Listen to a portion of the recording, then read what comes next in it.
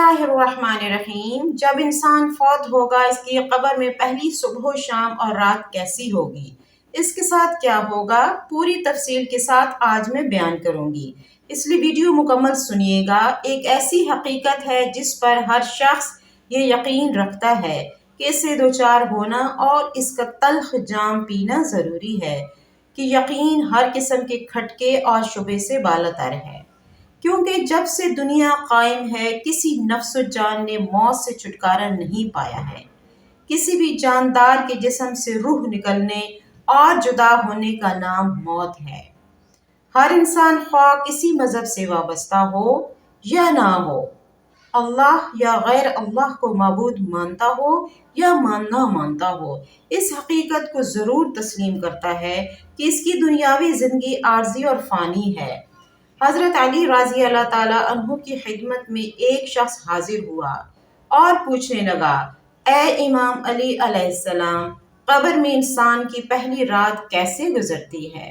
تو حضرت علی رضی اللہ تعالیٰ عنہ نے فرمایا کہ میں نے اللہ کے رسول صلی اللہ علیہ وآلہ وسلم سے سنا کہ انسان کی سب سے مشکل رات قبر کی پہلی رات ہوتی ہے، جب دوسرے انسان، اس کے دوست، عزیز و اقارب، رشتہ دار اسے دفنا کر چھوڑ کے چلے جاتے ہیں تو وہ انسان روتا رہتا ہے۔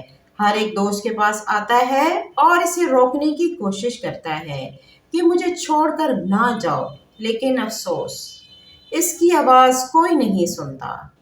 حضرت ابو سعید رضی اللہ تعالیٰ عنہ سے روایت ہے کہ حضور اکرم صلی اللہ علیہ وآلہ وسلم نے فرمایا، لوگوں اپنی موت کو یاد کیا کرو، اور قبر مردوں سے اعلان کرتی ہے کہ میں غربت اور تنہائی کا گھر ہوں، کیڑے مکوڑوں کا گھر ہوں، مٹی کا ڈھیر ہوں۔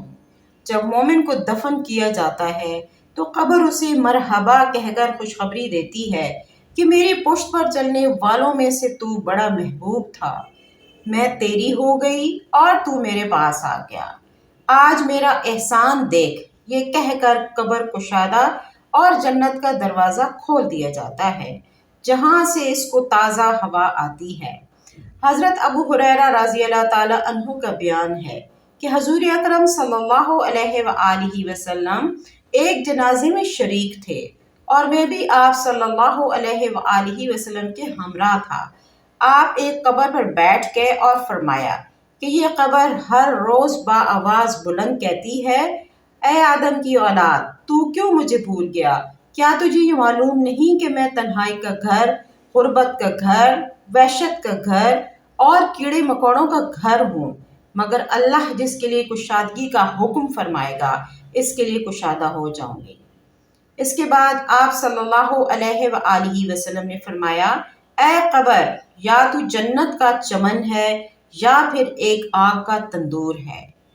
ہمارے پیارے نبی حضور اکرم صلی اللہ علیہ وآلہ وسلم نے فرمایا، مردہ جب قبر میں رکھا جاتا ہے تو قبر اسے کہتی ہے، اے ابن آدم، ہلاک ہو، تجھے کس چیز نے مجھ سے دھوکے میں رکھا؟ تجھے معلوم نہیں کہ میں کیڑے مکوڑوں کا گھر ہوں؟ تجھے کس چیز نے مجھ سے بہکا کر لیڈر کر دیا؟ تو میرے پشت پر بہت اکڑ کر چلتا تھا۔ اگر وہ مردہ نیک ہوگا تو جواب دینے والے اسے جواب دیں گے کہ اے قبر، تو دیکھ تو صحیح اس کے اعمال کیسے ہیں، یہ اچھائی اختیار کرتا تھا اور برائی سے دور رہتا تھا۔ یہ سن کر قبر کہتی ہے، بے شک یہ نیک آدمی تھا، اب میں اس کے لیے سرسبز ہو جاتی ہوں۔ مردے کا جسم اس وقت منور ہو جاتا ہے اور اس کی روح اللہ تعالیٰ کی طرف بھیج دی جاتی ہے۔ سبحان اللہ۔ حضرت عبداللہ بن عبید رضی اللہ تعالیٰ عنہ سے روایت ہے کہ حضور اکرم صلی اللہ علیہ وآلہ وسلم نے فرمایا کہ مردہ قبر میں بھیجتا ہے اور ان لوگوں کے گھروں کی آواز میں بھی سنتا ہے جو اس کے ساتھ جنازے میں گئے ہوں گے، جیسے اس کی قبر کہتی ہے کہ اے ابن آدم کی ہلاکت ہو، مجھے میری تنگی، بدبو اور کیڑے مکوڑوں کا خوف نہیں کیا، اس لیے تو نے ان چیزوں سے بچنے کے لیے تیاری نہ کی۔ بد اعمال رکھنے والے مردے سے قبر کہتی ہے کہ تو نے میری تاریکی، میری وحشت، میری تنہائی اور میری تنگی اور میرا غم تجھے یاد نہیں رہا؟ اس کے بعد قبر اس کو جکڑ لیتی ہے اور فرشتے اس کو ہتھوڑوں سے ایسے مارتے ہیں کہ اس کی پسلیاں ادھر کی ادھر ہو جاتی ہیں۔ استغفر اللہ۔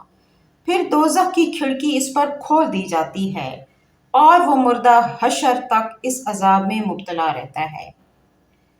مرنے کے بعد ہر مردے کو صبح اور شام اس کا ٹھکانہ دکھایا جاتا ہے۔ فرشتے جنتی کو جنت دکھا کر خوشخبری دیتے ہیں، سبحان اللہ، اور دوزخی کو دوزخ دکھا کر اس کی حسرت اڑاتے ہیں، استغفر اللہ۔ حضرت قتادہ رحمۃ اللہ علیہ فرماتے ہیں کہ عذاب قبر کے بارے میں کہہ رہی ہے کہ 1/3 عذاب پیشاب سے بچنے کے سبب، 1/3 غیبت کے سبب اور 1/3 بدکاری کے سبب عذاب ہوتا ہے۔ حضرت ابن عمر رضی اللہ تعالیٰ عنہ سے روایت ہے کہ رسول اللہ صلی اللہ علیہ وآلہ وسلم نے ارشاد فرمایا، جب انسان کا انتقال ہو جاتا ہے تو اس پر صبح و شام اس کا ٹھکانہ پیش کیا جاتا ہے۔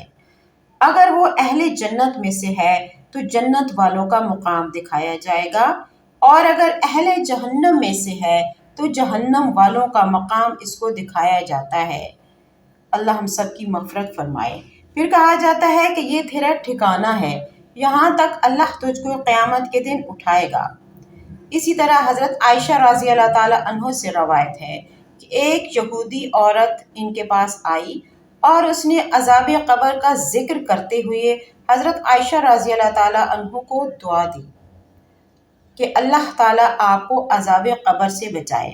حضرت عائشہ رضی اللہ تعالیٰ عنہ نے رسول اللہ صلی اللہ علیہ وآلہ وسلم سے اس کے بارے میں سوال کیا اور فرمایا کہ کیا واقعی عذاب قبر ہوتا ہے؟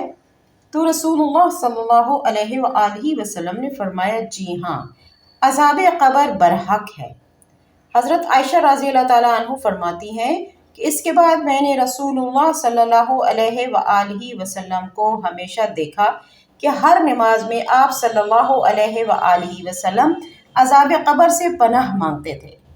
سیدنا ابو سعید خدری سیدنا زید بن ثابت رضی اللہ تعالیٰ عنہ سے روایت کرتے ہیں کہ انہوں نے فرمایا کہ ہم قبیلہ بنو نجار کے ایک باغ میں نبی اکرم صلی اللہ علیہ وآلہ وسلم کے ساتھ تھے، اور آپ صلی اللہ علیہ وآلہ وسلم خچر پر سوار تھے۔